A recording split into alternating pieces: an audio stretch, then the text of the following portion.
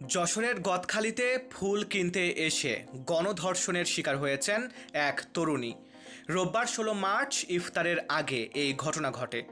ধর্ষণের শিকার তরুণীর অভিযোগের প্রেক্ষিতে এ ঘটনায় জড়িত ছাত্রদল নেতাসহ ৪ জনকে আটক করেছে পুলিশ। আটককৃতরা হলেন গদখালি ইউনিয়ন ছাত্রদলের সাধারণ সম্পাদক আল মামুন হোসেন বাপ্পি, দপ্তর সম্পাদক ইয়াছিন আরাফাত, বেলেমাঠ গ্রামের জাবেদ হোসেন ও পটুয়াপাড়া গ্রামের আমিনুর রহমান।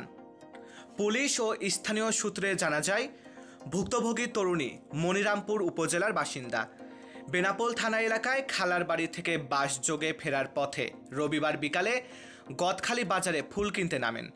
বাজারের ফুলের দোকানি আমিনুর রহমানের দোকানে গেলে ৪ যুবকের সঙ্গে পরিচয় হয় তার।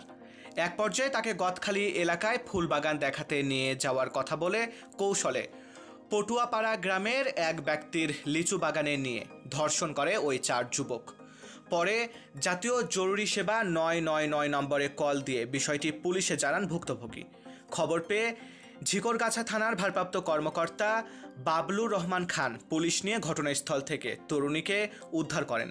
এরপর মোবাইল নম্বর ট্র্যাকিং করে সন্ধ্যায় অভিযুক্ত ৪ জনকে আটক করে পুলিশ। ঝিকরগাছা উপজেলা ছাত্রদলের আহ্বায়ক আশরাফুল আলম রানা জানান, এ ঘটনার দায় ছাত্রদল নেবে না। ইতোমধ্যে ছাত্রদলের ২ নেতাকে সংগঠন থেকে বহিষ্কার করা হয়েছে।